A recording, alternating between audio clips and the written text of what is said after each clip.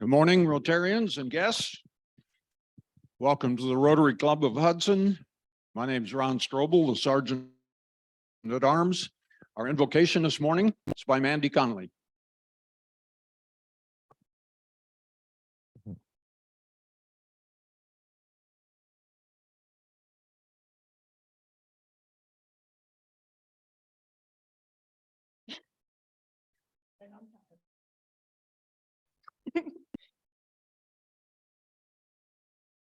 Today we pray that we may receive your special blessing because we are committed to be a real service organization to help humankind.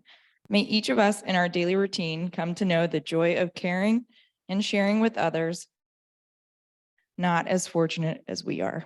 Amen. Thank you, Mandy. And to lead us in the pledge and four-way test, Amy Becker.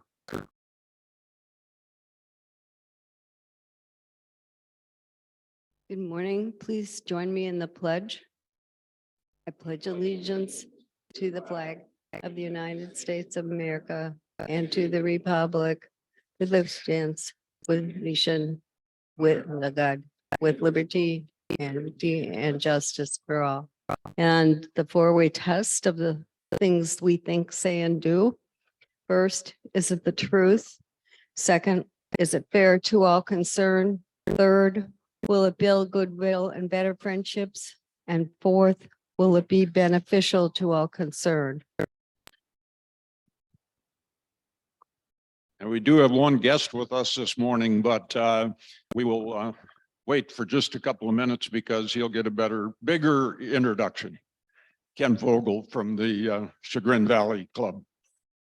And to lead us in song, Chris Barker. Good morning, Rotarians and guests. How are you today? Good. If everyone would join me. Oh, let's see. I think we will sing If You're Happy and You Know It. Okay. When I visited my mom in South Carolina, she joined this little ukulele group. It's a lot of fun. So I just looked really quick. I took a picture of some of their songs. And if you're happy and you know it, clap your hands is what came up. So that's what we're going to sing. If you're happy and you know it, clap your hands. If you're happy and you know it, clap your hands. If you're happy and you know it, then your face will really show it. If you're happy and you know it, clap your hands. There we go. Thank you, everyone.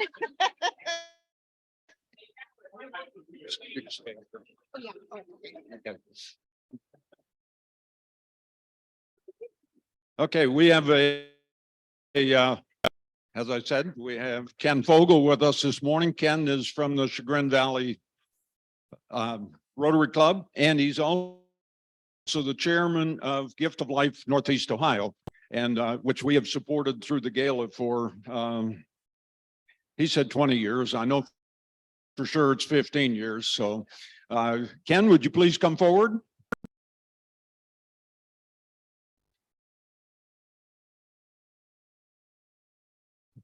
Jay, would you take a picture, please, and send it to me? One side, like. Right here. Ken, we'd like to make this presentation to Gift of Life. It's $5,000 this year. And so I will turn it over to Ken to tell you a little bit about Gift of Life, which we've, like I said, we've been for quite a while. You've been supporting this since before your gala, so I think Inky got us involved probably in 2002, I think 2003, right at the beginning. Somewhere in there. And so we've been doing this since 2003 as Gift of Life Northeast Ohio. That wasn't close enough. Thank you. Gift of Life does heart surgery for children in the developing world. It's for children born with congenital heart defects. About 1 in 100 kids all over the world is born that way. In our country, we just fix it. And one of the things your club has been involved with is sharing with me the documentary film we did in 2017 from one of our trips into Haiti. And I was talking with your club about how to get it out and get more people involved with it. And I just wanted to let you know, as of last week, I learned that the Roku channel, picked it up, and you can now watch it for free on Roku. So if you got a smart TV, just go to the Roku channel and ask it to show you what's called Open Hearts. And you can watch what one of our missions looks like and see what your money's doing. Thank you very much. Thank you, Ken. And that is an amazing film. And the amazing part is how they chased down all the materials that had been sent to Haiti for this thing. And it was a real zoo. But it's a fantastic movie. So if you get a chance, take a look at it. Thank you, Ken. Yep. Matching grant. What we do with basically the monies, from the monies we receive, we put them together with other gift of life programs, other Rotary clubs, and we almost always get matching from the Rotary Foundation. As of right now, in terms of monies going out from the Rotary Foundation and matching, Gift of Life is number 2 to polio. So we've done quite a job across the world. Yeah. Any other questions? Well, just one comment. You really do want to watch this film because of the MacGyvers. There are a couple of guys that come from Akron Children's Hospital and essentially create an ICU out of spare parts. And it's just really fascinating because they're excited about what they do. And it really is a very inspirational film. Open Hearts. Just that when you look up Open Hearts online, you're going to get perfumes and jewelry and all that kind of stuff, which you don't want. But there is a movie from Haiti, Open Hearts. It's Akron Children's Hospital, and it's following Dr. Jeff Kemp, who was the emergency room doc from Akron Children's, who kind of spearheaded their team. And it follows him on the trip down into Haiti for one of our missions and lets you know what it's all about. I will comment too on the ICU. Much of the equipment you see in there was stuff that we helped gather and put in place to help get their ICU working, so that not only do children's hearts get fixed when we have a surgical team coming in from Italy, in that case, to help, but that surgical suite gets left and the ICU gets left, and the docs who are there, the Haitians, can use it for so many other things. So this has a ripple effect across their whole healthcare system. Thank you. Thank you, Ken.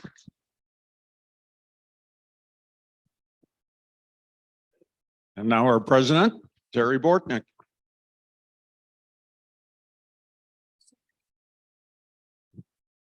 Good morning, everyone. And I think probably we need to do a better job of spreading the word about the type of work that we do. Would you concur with that, Marilyn, that we aren't just a club that meets once a week, that we do good things throughout the world, and that's the purpose of Rotary. And I think that we need to probably figure out a way to get that message out there and get more people, as we've said, involved in our membership. Whatever word you can spread and tell our story is really going to be advantageous to the club. Okay, so today there's going to be speaking of the board, we're going to be having a board meeting today, our monthly board meeting right after the meeting. Pat, you want to come up and talk about the beer garden? We're almost there, guys. It's this weekend, and hopefully will be a good fundraiser for us.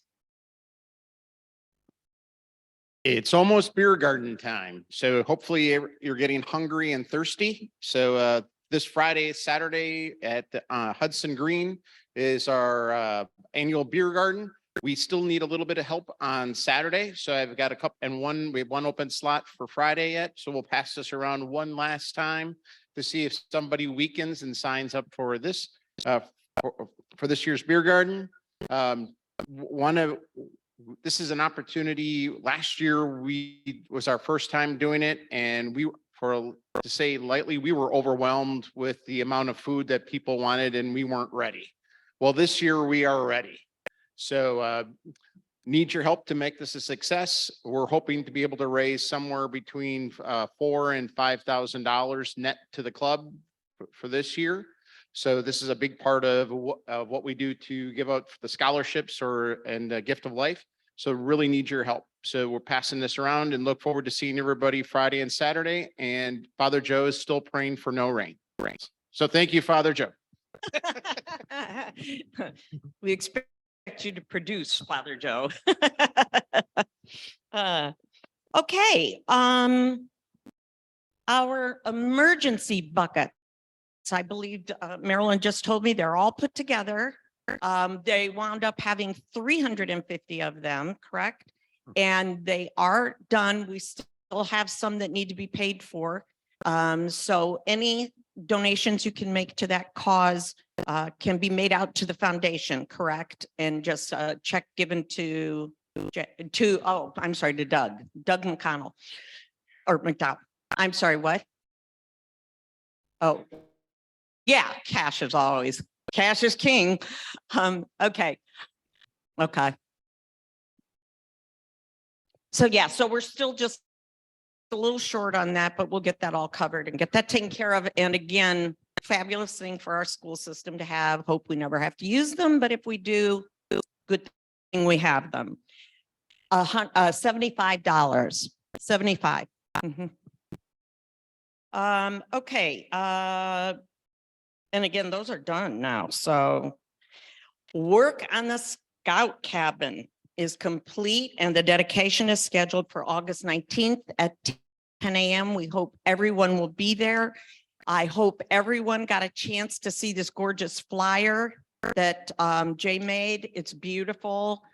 So the more of us that are present, the better at the dedication. It should be a fun event.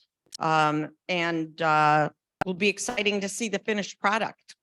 Go ahead, Andy.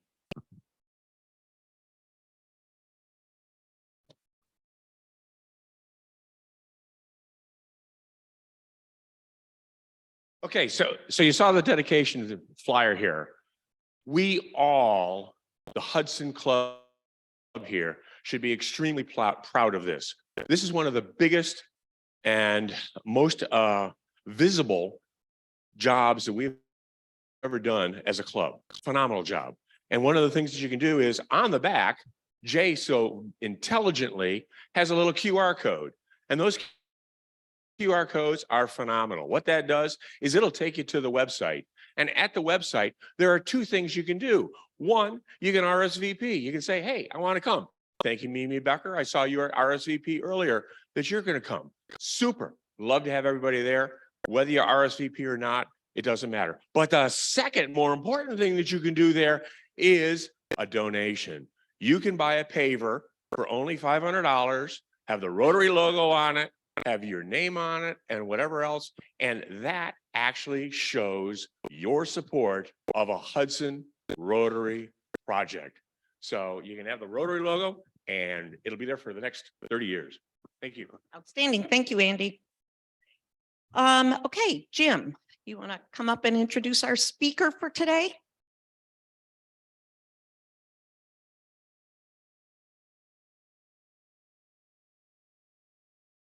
I'm not as talented as Mandy, who can say the invocation and read an email up here at the same time. This is the second week of our month of August, which is service organizations in the Northeastern Ohio area. And today we have the president and CEO of Greenleaf Family Center. I'll tell you just a little bit about that, and I'll introduce Dawn. Greenleaf Family Center is a 501c3 nonprofit chartered and incorporated in Ohio since 1912. Beginning as a charity organization, Society of Akron, by Goodyear founder F.A. Cyberling and Firestone founder Harvey Firestone. The original mission of nearly 100 years ago continues today, as Greenleaf Family Center endeavors to strengthen families in our community through counseling, education, and support. Greenleaf is a family service agency providing behavioral health care services and other family programs, including traditional outpatient drug and alcohol, mental health services, infant vitality program to support pregnant and newly parenting mothers, and adolescent suicide prevention programming. Our speaker, Dawn Glennie, has been the CEO of Greenleaf Family Center since April 2013. She did tell me she is retiring at the end of this year, so maybe she'll speak to that a little bit. Prior to Greenleaf, she worked in community corrections at the local juvenile court for an LGBTQ organization and at Greenleaf Family Center for the last 10 years. Dawn is also extremely involved with the community, among other many community affiliations. She is a member of the Crossroads Advisory Committee, Summit County Juvenile Court, the Child Fatality Review Committee, the Psychiatric Intake Response Center Advisory Committee, and the Summit Lake Opportunity Center Advisory Committee. Sounds like you're still going to be busy after you retire. It's a pleasure to welcome Dawn to the Rotary Club, and please give her a nice welcome.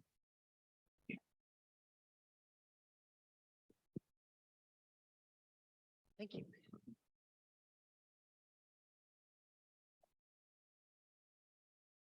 Good morning. Jim did such a great job talking about our agency. Are there any questions?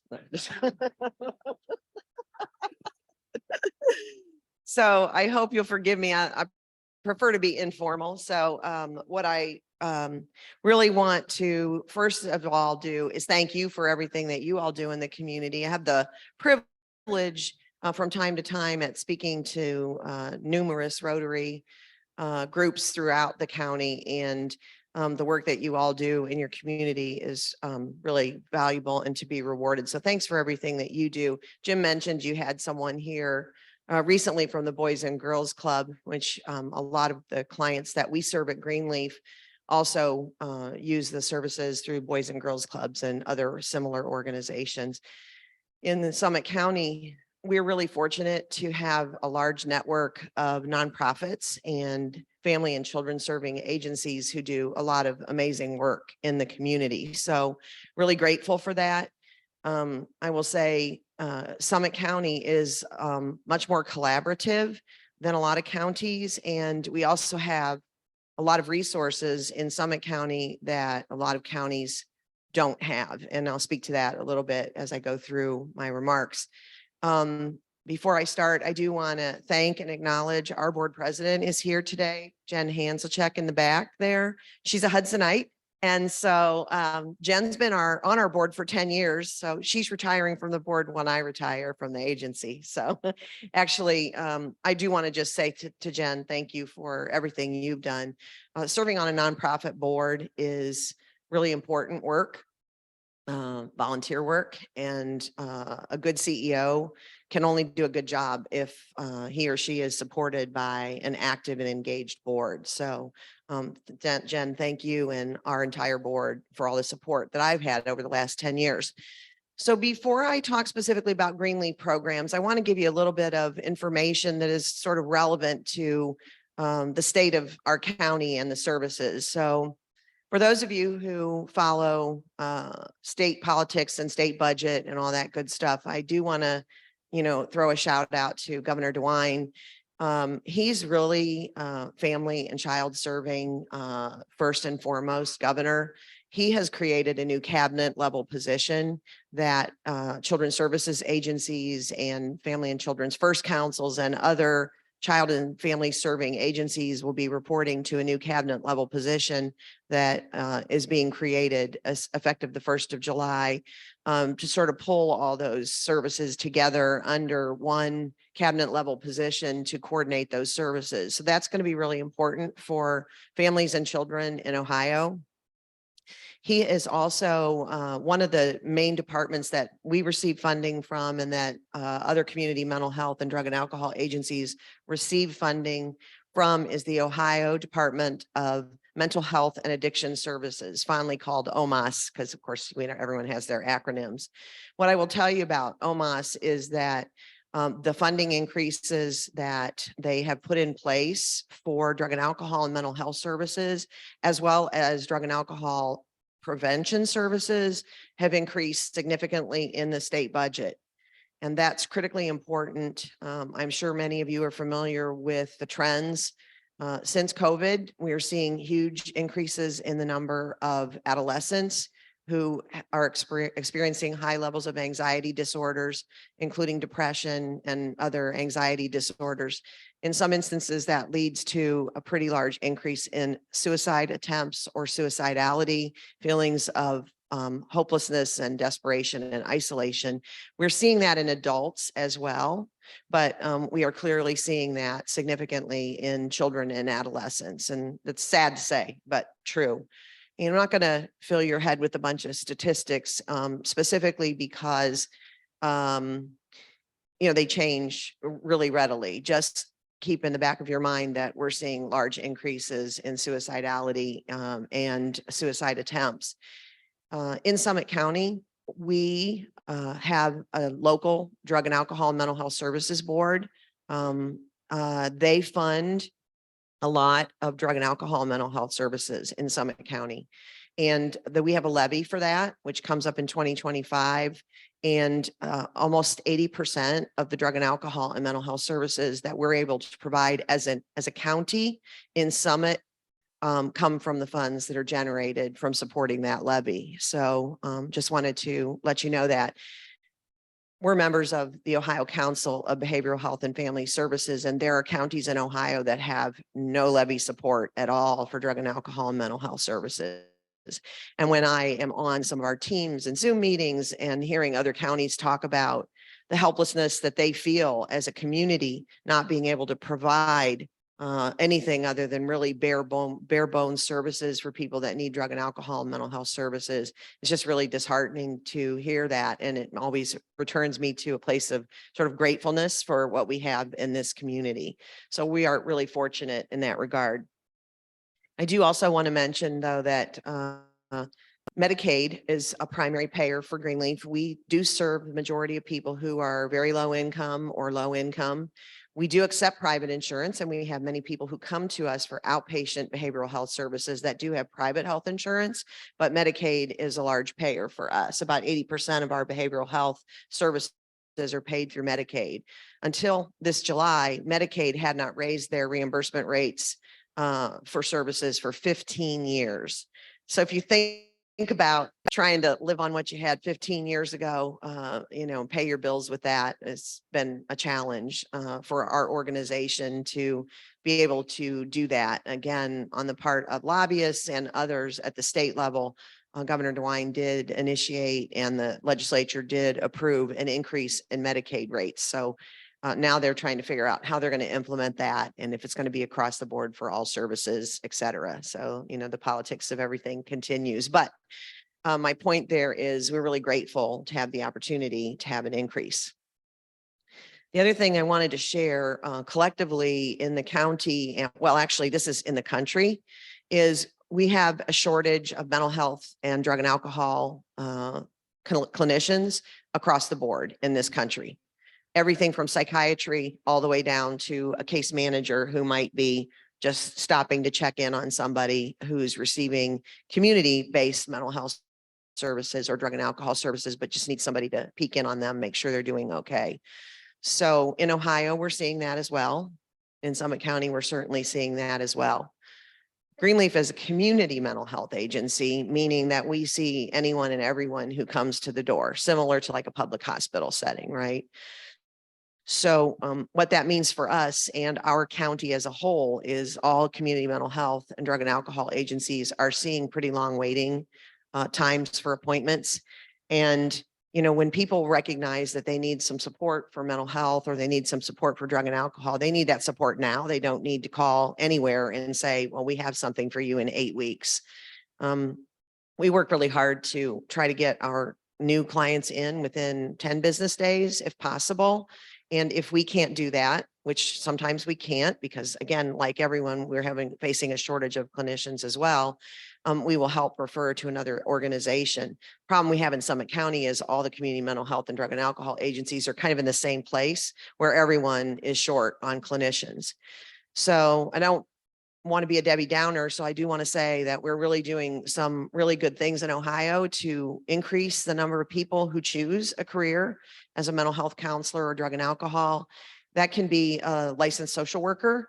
It can also be a professional clinical counselor. it can also be a marriage and family therapist. There are 3 ways you can become certified in community mental health in the state of Ohio to do outpatient counseling. Governor DeWine put $85 million in his budget to increase and encourage universities to encourage people to think about a career in drug and alcohol and mental health. So, but you know, as with so many things, it's going to take years for that to happen. You have to have a master's degree to provide counseling services.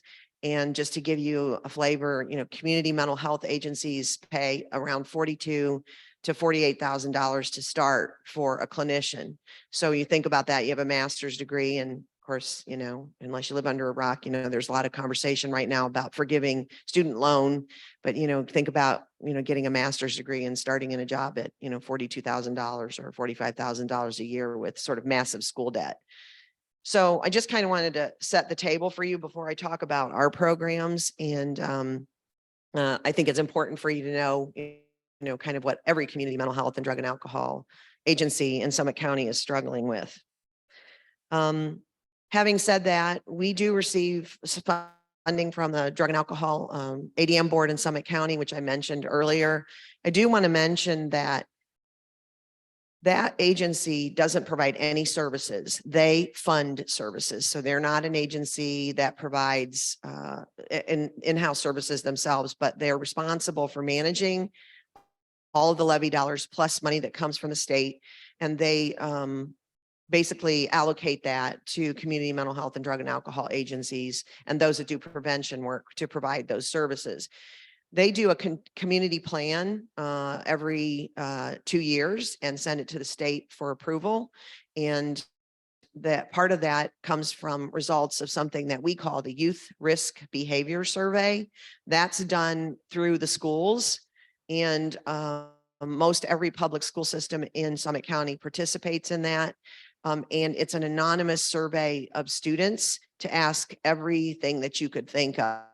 They ask a lot about bullying. They ask a lot about social media use. They ask about drug use. They ask about sexual activity. They ask about a whole host of things. The last youth risk behavior survey is where we got the indication that suicidality and thoughts of suicide increased, you know, significant percentage. And we also talk about things like smoking and vaping. And so I tell you that because I want you to understand that, you know, funding in this county is determined, you know, using some pretty solid measures. And obviously we want to focus on things that support youth. They're our future.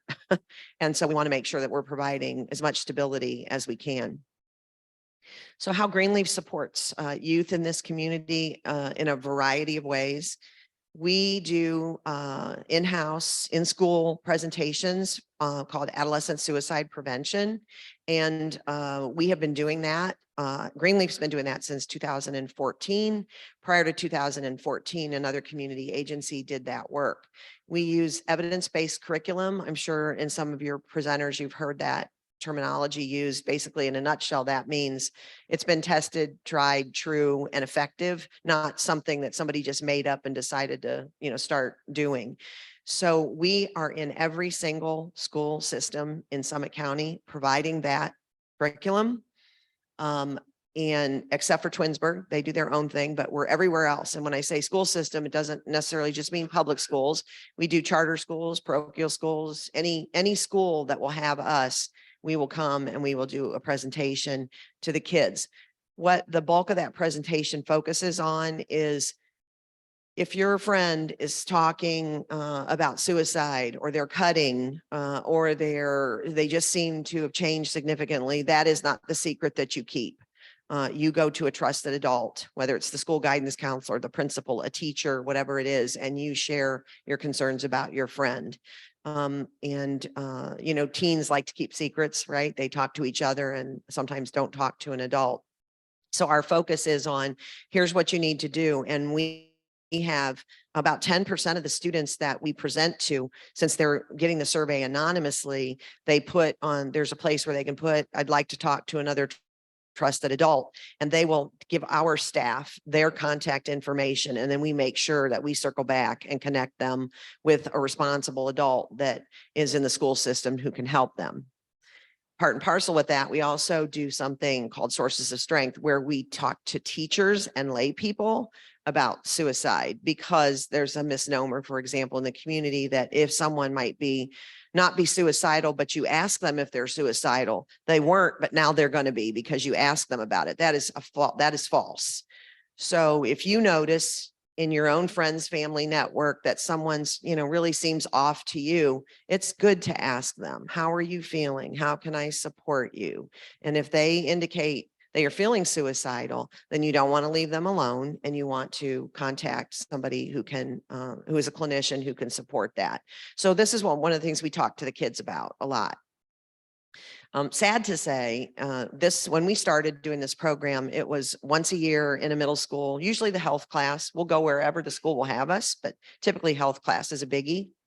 And we do that. We were doing it once a year in middle school and then once a year in the high school. Effective July 1st of this year, each 6th through 12th grader has to have 1 full hour every year, 6th through 12th grade, of adolescent suicide work. So it's good that we're bringing a greater awareness to it. And again, that comes out of direct results of surveying that we've done of kids, and that passed in the state legislature. So we're right now in the process at our agency of hiring some additional prevention staff who can cover all of the additional sessions that will be required to do that for every 6th through 12th grader. And we've also been asked to start doing some of these presentations at the elementary school level, which is sad to say, but I'm sure you've seen there was a recent suicide of a 10-year-old, and that was bullied, and allegedly, the school system wasn't being responsive when the parents were trying to address the bullying issue in the school, and that child completed a suicide. So, and we use the word completed versus committed because we're trying to reduce the stigma and the shame of people who feel suicidal or have any kind of thoughts in that direction. So the terminology has been changing there. In terms of Greenleaf, I'm not going to go over the history of the organization. Jim did a wonderful job of that, but I will just add one thing. If you look, we have archival documents at the University of Akron Library, and fascinating to look through some of that. The actual roots of what is today Greenleaf Family Center goes back as early as 1885. And so Jim mentioned Harvey Firestone and Bert Polsky and Francis Seiberling. They're the original officers when we were chartered and incorporated in 1912, president, vice president, et cetera. So it was Bert Polsky and Francis Seiberling. So the founding of this agency came about because they recognized that although people were working in the rubber and tire industry and doing pretty well for themselves, excuse me, they still had needs. And so they created Greenleaf to do things like provide, at that time, it was coal to feed your furnace. So today we have utility assistance in the nonprofit world, right? For people who struggle to pay their utility bills. So you think back to, the early 1900s, we were basically doing utility assistance. And then they provided food, groceries to families that were struggling to put food on the table. So those are just some of the original things that we've done at our organization. Talk a little bit about our outpatient behavioral health services. What I want you to know there is that Greenleaf is duly certified to provide drug and alcohol and mental health services, but we provide outpatient services only. So we do not have psychiatry at our agency. We don't provide medically assisted treatment. So some people who are, for example, addicted to an opiate, there are prescription medications that can help eliminate that craving, that are safe to use versus street drugs that people are buying. And so we do everything from children 3 years old to geriatric population. We do couples counseling. A lot of nonprofits, counseling agencies don't like to do couples counseling. We do that and do it pretty well. We also focus significantly on trauma-based services. Our agency gets a lot of referrals from our local children's services agency, where we're seeing maybe the entire family, maybe mom, dad, maybe there's a grandma involved. Kids are seeing someone else. But the highest number of referrals that we receive are from children's services, and our local municipal court refers a lot of defendants who are court involved. Forensic population goals for forensic populations and outpatient counseling are to help people learn skills to prevent recidivism in the system. So we want to keep people in the community when possible, Municipal court is, well, they're all misdemeanors. So these are not people that are charged with serious felonies, but we see a very wide range of people. We do anger management groups. Those are mostly court referred. And we have 3 men's anger management groups. Those a lot of times do come from our local Akron Municipal Court, but we've actually had clients refer themselves as well. So, and we have a women's anger management group as well. And then we have a group for teens called Teen Emotional Regulation Group. So we do a wide variety of things there. In our prevention realm, I mentioned adolescent suicide prevention already, but I also want to let you know about a program that we have called PEERS, which is an acronym, and it basically means that, and that's one of the rack cards. I know that the folders were passed around, and I have some more, by the way, if we need more, but I put just 6 of our rack cards in there. I want you to know that if you go to our website under the services tab, every rack card we have, every service that we provide at Greenleaf is a downloadable template for you. So we've done that rather than start to keep printing massive brochures and pamphlets, because as soon as you print one, then it's like out of print. You need to make a change or an addition. And so we've stopped printing them except for things like this. So feel free to review that. But PEERS is a unique program. We are the only agency in Summit County that provides this. It is a parent advocacy support opportunity for our families. Many of the children that we work with are multi-system involved youth. So that can mean they could be in the developmental disability system, so potentially a lower IQ child, meaning that they often have educational challenges. They're usually on an independent IEP or a 504 plan, which are accommodations schools are required to make for children that are struggling in regular curriculum. They could be juvenile court involved, but they're multi-system involved. So often our children are involved in the juvenile court system for a delinquency charge, meaning they have a criminal charge, something like robbery or something like just a simple theft charge, not on the dependency neglect side, which is children's services related cases. So our parent advocates all have children of their own or have had a child of their own in the past who's been a multi-system involved youth. They have learned through their own experience how to navigate the systems and can help a new parent who has a child entering and having multi-system involvement who really needs some assistance, but they don't know how to navigate it. All of you've worked in your different professions and still working in professions. Every profession, we have our acronyms and we have our sort of language that we use and terms that we don't even think about. But if you think about being a parent of a child who's never been in the juvenile court system and they start throwing out terminology in this hearing and that responsibility, it can be overwhelming. You're already dealing with your child who's a multi-system child who has needs that are really making it challenging for you as a parent to know how to help your child best. So we have 7 staff in that department, all who have lived experience of their own, who support those children. And our Summit County Alcohol, Drug Addiction and Mental Health Services Board supports that with funding for us. So no family pays for those services. I should also mention the adolescent suicide prevention is also primarily supported through the local county ADM levy. And so again, schools don't have to pay for that. That's provided at the cost. The board provides that service, which is really invaluable to the community. We have another new program, for anybody that hasn't had experience in the juvenile court system in Summit County, Judge Linda Teodosio has been on the bench there since 2003.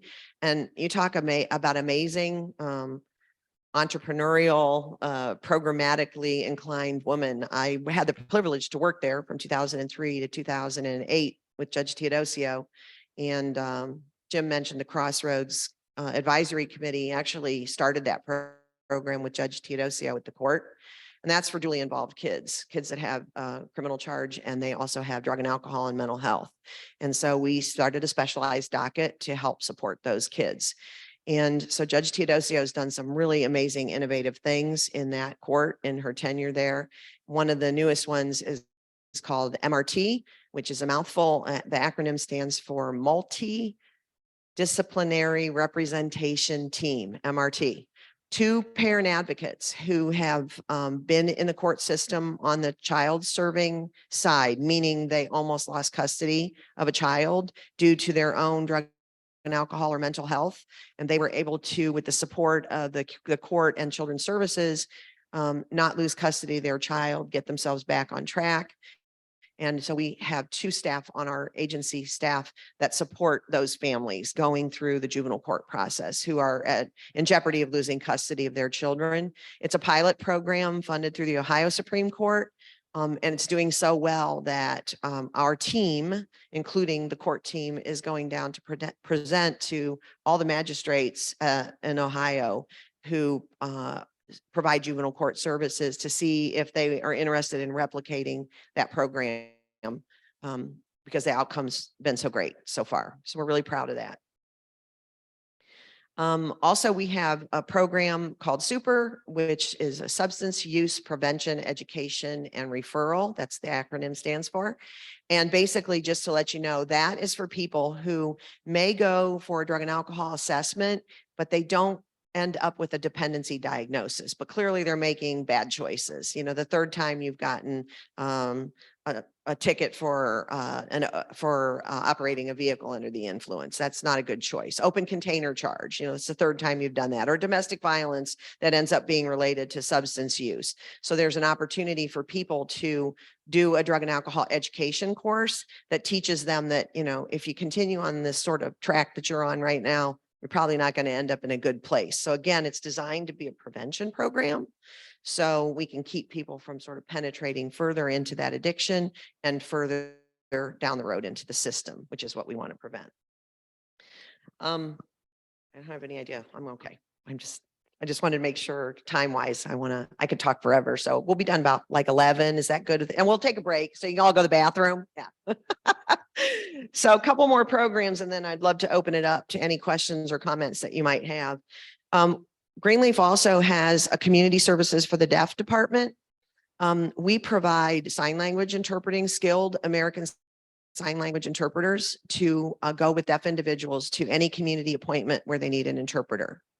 Something interesting about the history of the organization, when the rubber and tire industry really took off in Akron, Ohio, before we knew how important hearing protection was when you're working in a manufacturing or factory setting, people went to work there that could hear. And then when they finished their career at one of the tire factories, they couldn't hear anymore because they never used hearing protection.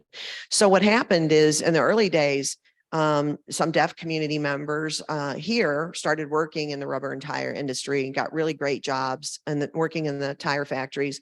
And then family members and others flocked from other surrounding states to work in those settings. So Akron actually has a higher than sort of typical deaf population. And so we provide some social supports for them. We provide a social night. We actually have deaf blind individuals who come in and we provide social activities. All of our sign language interpreters are certified and qualified to do that. You graduate with a degree in sign and you're really not proficient to be able to go into the community and sign. So we provide mentoring to those who've just graduated, and we provide ASL for everything from court involvement to doctor's offices. That's a biggie. And then we're also interpreting in the legal community. If someone's a witness or they're a plaintiff or a defendant in a lawsuit, we provide interpreters for the court as well. We also receive referrals, and we help people who are deaf find jobs. We help them fill out applications, create resumes. The average deaf individual in the country has about a 2nd grade education. Again, somebody mentioned earlier through COVID how we've kind of just like let people kind of pass on through. We've really done a very poor job historically of educating people who are deaf, not providing interpreters in the classroom. And ASL, American Sign Language, is its own language. Word order is different and syntax is different. And you can't just hand someone a letter who's deaf and know that they can read it in written English. It's its own language. And so that's just kind of a fascinating fact about ASL that certainly I didn't know when I started working at Greenleaf. We also, so when I say we help deaf people get jobs, we get referrals from the state of people who are deaf, and we help them with every facet of employment, helping them understand how to fill out an application, helping them do that if they need help with that. Resume writing, we go to their annual Job and Family Services meeting where they have to reevaluate whether they're eligible for benefits and everything in between, help with housing. And we also do a really big advocacy piece for our deaf consumers who are not always welcomed in the community in the way in which they deserve to do that. And then I'll just finish up with a couple other things before I open it up for questions. I mentioned to you that we serve a lot of low-income families. So Summit County Job and Family Services is really innovative in terms of what we provide for people who are low income and living in poverty. TANF stands for Temporary Aid for Needy Families. We have a program called KISS, and it's Kids and Infants Safety Supports and Supplies. So KI 3S's SSS. And that is a program funded for Job and Family Services to help families provide safety supports for their infant and their children up to 3. When you think about if you don't have a safe sleep place for your baby, you don't have the little plugs that we put in so they don't stick their fingers in and electrocute themselves. We have 180 some items on a safety list that parents can come in and we can customize how we can help them. In some instances, it's something as simple as a baby bathtub that they don't have. And we let that family sort of choose. And that's something that Job and Family Services pays for our families and provides safety for infants and children up to age 3. We also have a small vehicle repair program, which is sort of part and parcel of Job and Family Services.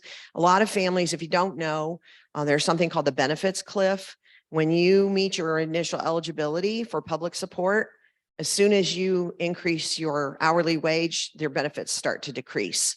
Things like many of you probably read, if you followed the news at all, that child care is in short supply, right? Through COVID, but continues to be in short supply. So if you want to go back to work, trying to find an agency or a place where you can safely put your baby during the day is really difficult to do. And the cost of childcare is really high. So in some ways, the system doesn't encourage people to increase their wages and get a better job, because as soon as they get that, we start taking benefits away from them. So they can earn financial incentives by staying on track, working a minimum of 20 hours a week, and receive some additional benefits. One of those includes a vehicle repair program that we administer at Greenleaf, because if you get a job and you can't get there, that doesn't do any good to have a job. So people who are working, who are still meet that income threshold, we can provide some financial assistance. And Greenleaf vetted the garages and repair shops. We only use Better Business Bureau triple rated automotive repair shops so that a consumer isn't ripped off when they go to, whatever, the local garage, and, they do $2,000 worth of repairs that are not necessary on their vehicle. So, and then the last program I want to make sure I mention to you is we have a program called Moms and Babies First. This is an infant vitality program. So what that means is we support pregnant African-American women to help them have a healthy birth outcome through their pregnancy.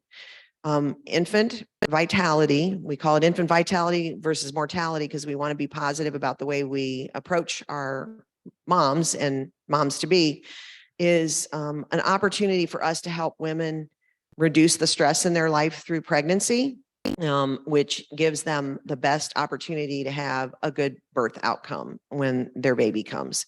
And we stay involved with those moms up till their baby turns a year old, because we talk about things like contraception. We talk about things like birth spacing, optimal health. Your baby's spaced 18 to 24 months apart are better birth outcome for your baby. And in the meantime, we help support with things like stable housing. We have a lot of assessments. We do a home environment assessment to make sure the home is safe where they're living. And we support those moms in any way that we possibly can. The funding for that program comes from the Ohio Department of Health, and moms don't have to pay for that program either. The reason we target African-American women, actually the funding requires that the moms be African-American. Depending on which day you look at the statistics, The death of infant mortality is defined as the death of an infant before they reach their first birthday. And the infant mortality rate for Black moms and babies is almost 4 times higher than white babies. So companies, you all remember Rotary and been involved in business your life. One of the major contributing factors when a company is looking at whether they want to come into a community or a state or a town is what's the overall health of the people that live in the community. And infant mortality is one of the statistics that they often look at.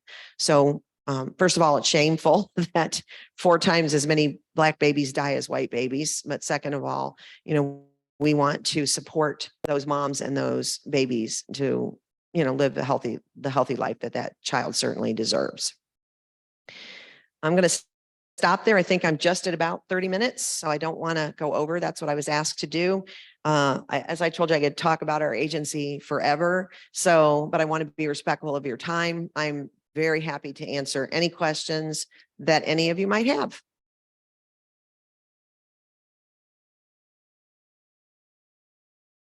All right, good morning. So first of all, thank you for what you do for our community.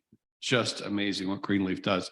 I'm married to a pediatrician, so my question comes from the perspective of burnout. All right. I mean, I'm a feeler by nature. All right. So when you describe your clientele and what you do for the community and the things that you interface with all the time, how do you keep doing it? And how does your staff keep doing it to prevent burnout? That's an excellent question. So I'm going to go back historically to tell you that when I first started at Greenleaf, we had the opportunity, the chair of the sociology and anthropology department at the University of Akron was working on a project called compassion fatigue. And that's exactly what they were doing. Is Greenleaf was one of the selected agencies, and it didn't matter whether you're in the CEO seat or you're the janitor at the agency. Most of us who choose to be in a people helping profession, really dive deeply into that. And it's really hard to shut it off when you walk out the door. So we participated in that project. And the goal was, how can we support each other as a community of an agency community? And there were so many simple things: checking in on your neighbor, giving them 5 minutes to unload if they've just had a really difficult client. For example, you're doing outpatient counseling and you've just had a really difficult session. And so we implemented a lot of small things at our agency that we could do to help support each other. And that's been really helpful over the course of the years. But I don't want to sugarcoat it and say that it's easy. Since COVID, it's been really hard. In our Moms and Babies First program specifically, they're certified community health workers who provide those services. And there's a shortage of community health workers, and the longevity in those positions is becoming shorter and shorter, primarily due to burnout.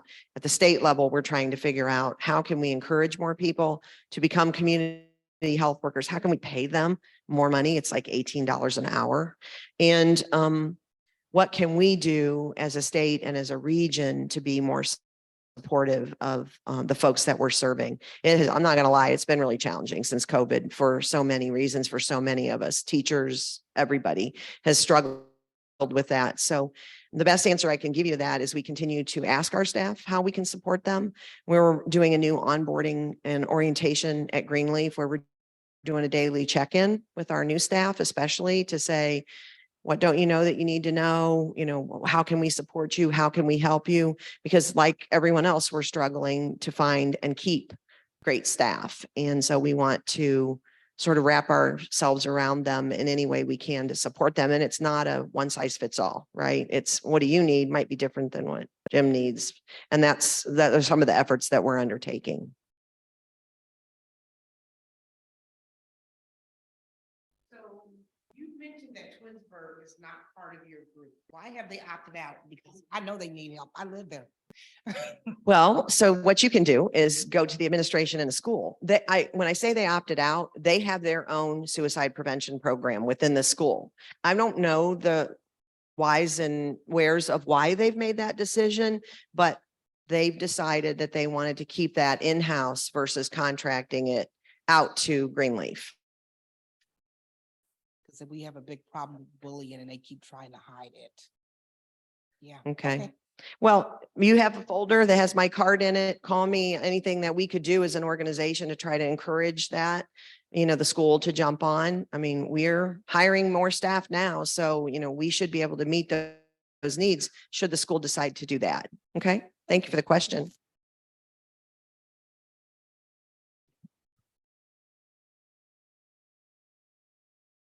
So two questions. First, as a nonprofit, as an executive director of a nonprofit, I know you're always fundraising. So what is your largest fundraiser? And then second, is what is your relationship with IBH in Akron? Okay, so first question is, that was something I did have on my list to talk about fundraising, but I wanted to be respectful of your time. So we do two relatively informal, smaller fundraisers. When I say smaller, I've been doing this work since 96 and I have been to more, I'll call them rubber chicken dinners than I can count. And I don't want to go to any more rubber chicken dinners. So we don't have one ourselves. So we do two things. We do a night at the races in January or February of every year. We do it at St. George's Fellowship Hall out on Ridgewood Road. And it's a bring your own adult beverage if you choose. We provide a really nice buffet. You can come in jeans and a button-down shirt. Some of the women like to wear derby hats, and it's a very casual evening. We talk a little bit about in between the races, the programs that we do. It's really informal. We try to keep it affordable. Ticket for that is $75, and we have a bunch of sideboards and things available. So that's one of our fundraisers. And then coming up on October 14th at the Thirsty Dog Tap Room, which is right across Grant Street from our headquarters, we do a tailgate party. Again, very casual. It's the Ohio State Purdue game this year on October 14th. Time TBD, depending on what time they decide to broadcast the game. So we don't know what time the fundraiser will be, but again, very casual. We provide a buffet, a couple of Thirsty Dog brews, and we have the tables set up. We have the entire facility and a nice, really outdoor space. The last two we had beautiful October weather. So we've been outside. So those are our two major fundraisers. The other way that we raise money is we do have an end of the year ask that we send out a letter, like many of you, I'm sure, get from others, that talk about the highlights of the year and the programs that we provide. I will say, I failed to mention this, in many of our programs, the funding that we receive is definitely restricted to purpose. And in a lot of those programs, the administrative overhead that is allowable is really tight. It's interesting, how much I watched our accountant yesterday with a stack, no lie, this high of supporting documentation for 1 month's invoice to a particular funder. So, and then they're one of the lowest administrative overhead allowable. It's like just the paper alone, that we have to, anyway. So all of our fundraised dollars and our year-end ask, unless we specifically state otherwise, goes to the agency as unrestricted money that can support our programs that are funded. If we decide we want to expand something, or maybe we need to raise wages outside of what the budget will allow, we have all that fundraised money as unrestricted money for our organization to support things that other funders cannot or will not support.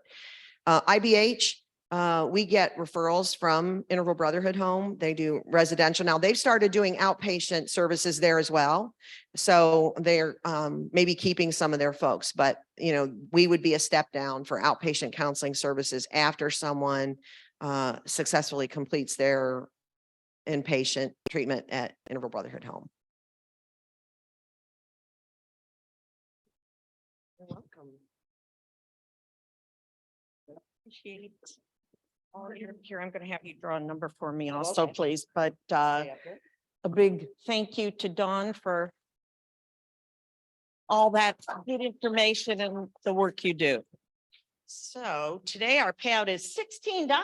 Holy schmoly. All right.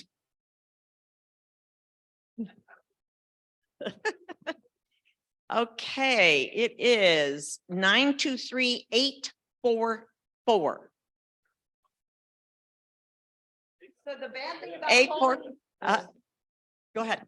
the bad thing about pulling a number is I make one person happy and the rest of you unhappy. Oh, Kelly. All right. All right, it's in there. Not today, not today, but you got your $16. There you go. All right, hey, it's National Book Lovers Day. Go out there and take a little time to read a good book or share a title with a friend. Have a good one, gang.